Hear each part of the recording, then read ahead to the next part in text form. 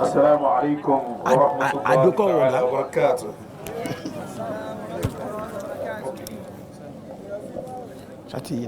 Adúpẹ́ fún Ọlọ́run,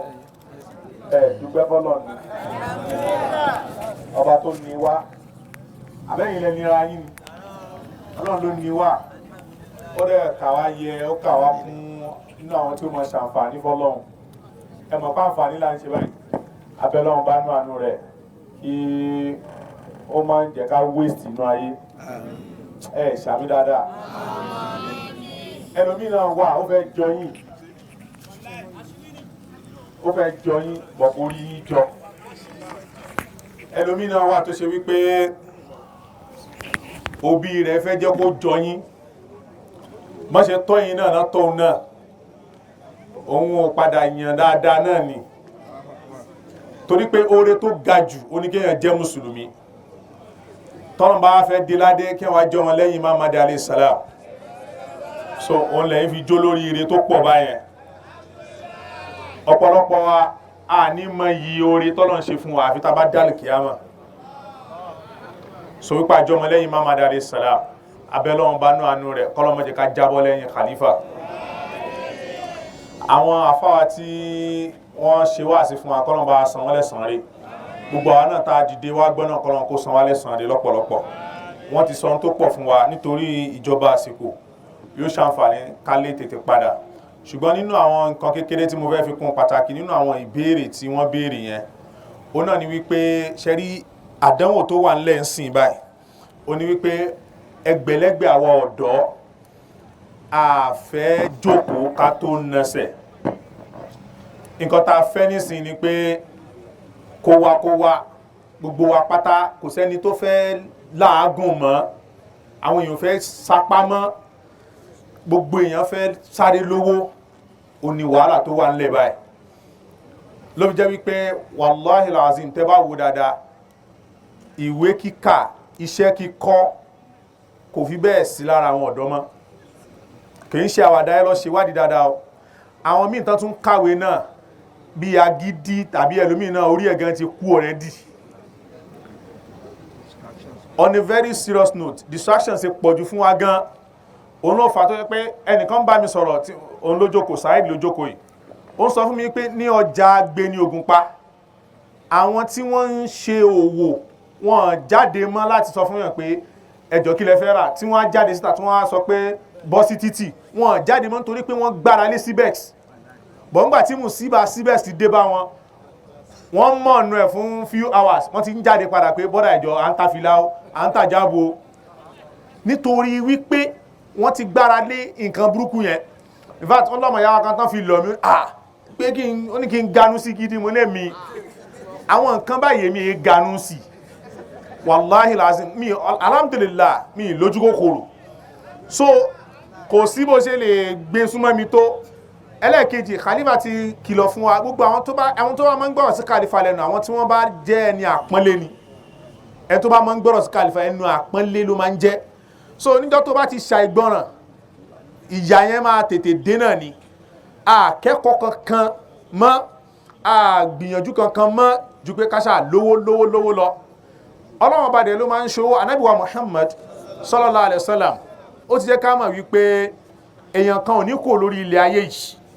àyàfi kó ṣe wípé yín tán ti kọ́ mọ́ nínú ìpèsè nínú ìjẹmu rẹ̀ kó lò tán kó tó lọ. Eré kí ló wá ń sá nígbà tí àwọn àgbàlagbà sọ wípé irinwó ọgbọ́n ẹgbẹ̀rún ète ẹ̀yìn lẹ́yìn ló ń tọ́ kádàrá. Ìwọ́dẹ̀ ń sáré nísìnyí, ẹni tọ́lọ̀ yan kẹ̀kẹ́ fún tó fẹ́ máa sáré bẹ́ǹsì yóò mọ̀ lulẹ̀. Eye ìgbà tó bá wọ́ lọ́hùn ló fi jẹ́ wípé àwa tá a jọ dọ̀ torí wípé tíjọba bá kùnà kò gbọ́dọ̀ jẹ́ ìdí fún wa láti kùnà. Ànábì wa Muhammad sallallahu alaihi wasallam, bàbá wọn ti kú kan tó bí wọn, ìyá wọn kú lọ́mọ ọdún 6. Wọn torí bẹ́ẹ̀ ìyà kú lójú ọ̀nà Ọlọ́run, wọn torí bẹ́ẹ̀ sórí ibú. A rí ẹgbẹ̀lẹ́gbẹ̀ àwọn mìíràn tó ṣe pé ọmọ òrukàn ni wọ́n náà, tó ṣe pé wọ́n padà yáre. Kò dẹ́ ṣe wípé èèyàn kan ló tọ́ wọn bẹ́ẹ̀, wọ́n á kàn dá ronú náà ni pé báwo làwọn ò ṣe ní sọnù táwọn kan bá ti sọnù. Ẹlẹ́ẹ̀kẹta, ó ní pé instead tí wàá fi máa ṣe cbex àbí gbogbo àwọn wọ́nranwọ̀nran yìí tàbí yìí ó máa ṣe yahoo yahoo tàbí nǹkan míì tí ó kódà tíjọba bá fail ara nǹkan tó ṣàǹfààní ni pé ọlọ́run ọba kẹ́ ilẹ̀ adúláwọ̀ àti pàtàkì jùlọ nàìjíríà pẹ̀lú àwọn ìṣòro tó pọ̀ we are blessed with a lot of problems ọlọ́run in tó tọ́ fún wa ó ní pé kó o wo problem kan kó o rẹ̀ solve ẹ̀ wà ní pé àwọn yóò máa wá sọ́dọ̀ ẹ̀ ẹ̀yà rẹ kọ́lọ̀ tó ní lára gẹ́gẹ́ bí aláwọ̀ dúdú kò ní stop ẹ láti lè débi tó bá fẹ́ dé ẹ jẹ́ fún yín ní àpẹẹrẹ kan torí pé lára àwọn ìpèníjà táwọn máa ń ní ni pé tó bá ní nǹkan tó wà exceptional kódà ẹni tó jọ́ta ẹ ó béèrè òun gan fẹ́ ganu sí ẹ wo world cup tí wọ́n gbá ní ṣẹ́kọ̀tọ̀ náà ti gbá last 2022 ṣe mọ̀ wípé player Arsenal ó jẹ́ pé mi if you like Arsenal one small club in London like that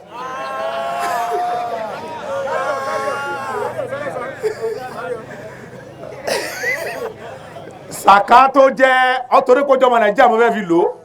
Saka tó ń play fún wọn tó máa ń wọ jersey number 7 gan ni tó ń play fún Arsenal ní kọ́tọ̀rù níjọ́ náà náà òun ló máa ń start fún England ní position ẹ̀ àwọn míì dẹ̀ wà tẹ́ pé aláwọ̀ funfun ni wọ́n bíi Grealish Foden wọn ò ní start wọn coach wọn ò ní Southgate àbí kí ló ń jẹ́ kò ní start wọn nítorí pé òun jáláwọ̀ dúdú dẹ̀ wà exceptional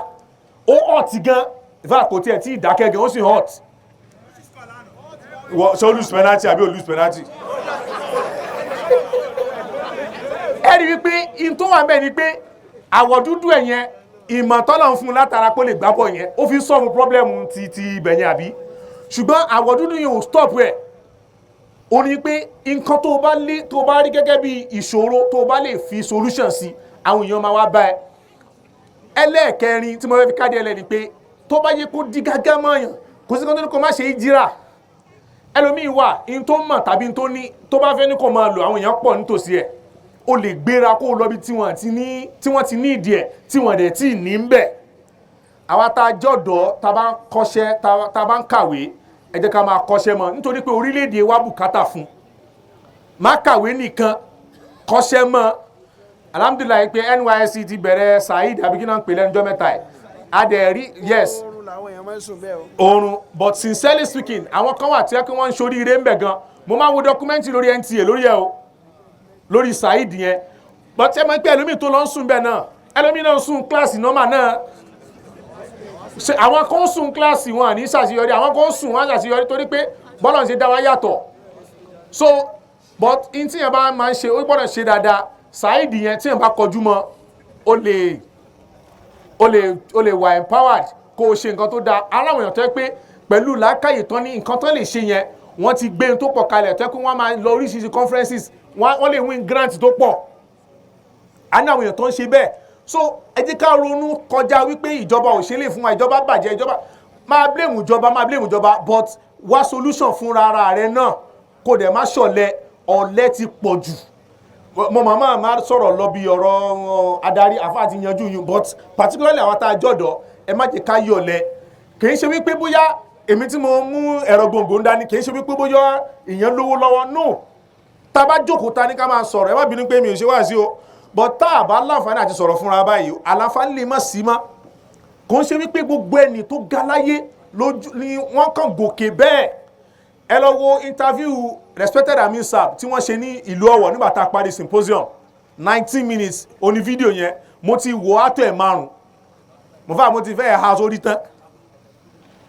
Amir Sab nínú ọ̀rọ̀ wọn kan bẹ̀ wọ́n ní 19 years làwọn fi ṣiṣẹ́ bíi ká ṣiṣẹ́ lọ́ndé èèyàn kó tó di pé Ọlọ́run wá gbé wọn síbi tí wọ́n ní fúnra wọn ẹni tí nínú àwọn ẹlẹ́kọ̀ọ́ nítorí pé ọ̀pọ̀lọpọ̀ wa àfẹ́ fìyà àfẹ́ jìyà mọ́ àwọn ẹlẹ́kọ̀ọ́ nínú àwọn èmi ò ṣàfà nínú àwọn táwọn afọ àwakọ̀ wa wọ́n ní man khuddama khuddima ẹni tó bá sìyàn wọ́n á sìn náà báwo tí ẹ fẹ́ sìyàn mọ́ àfẹ́ fara jìyà mọ́ tiwa ni pé kówódé but ṣọ́nà ọ̀nà tó tọ́ la fi ń wa tíjọba bá kùnà ṣáwa ò kùnà tó bá ṣe wípé nǹkan tí o ní lọ́wọ́ lónìí kò tí ì tó kí ni nǹkan tó lè ṣe tó fi lè tẹ̀síwájú sí MITC wà ń bẹ̀ ní Ìlaro kò sí téèyàn bá jáde ńbẹ̀ yẹn kì í ṣe pé bóyá mo ti rí product wọn but torí pé mo ti rí àwọn nǹkan tó wà ńbẹ̀ o lè lọ síbẹ̀ yẹn tó bá ti wà empowered kó bá ṣe plumbing àwọn èèyàn máa bùkátà sí plumbing tá yóò fi parẹ́ ni kódà kó jẹ́lu èbó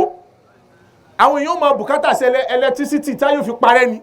but ó kàwé èyìnbó kan fọfò náà kò sówó kọ́lọ́ kọ́sẹ̀ náà so má wà useless gbogbo ẹlòmíì wà mo láwọn èèyàn tó mo rí ẹni tó ní first class jáde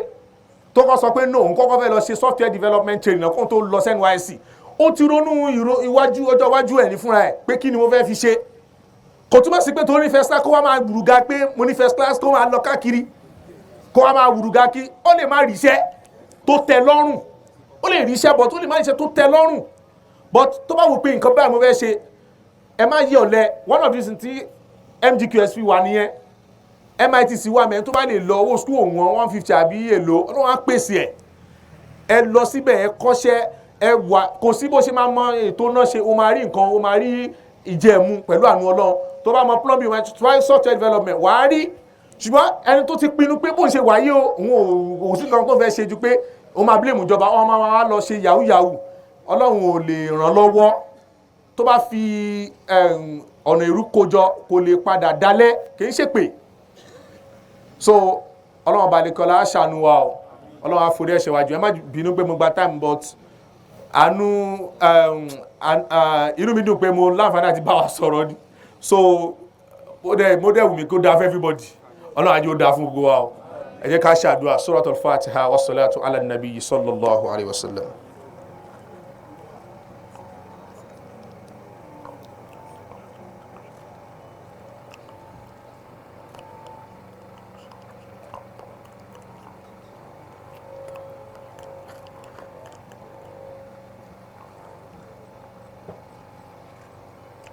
آمين. السلام عليكم ورحمة الله وبركاته. وعليكم السلام ورحمة الله وبركاته.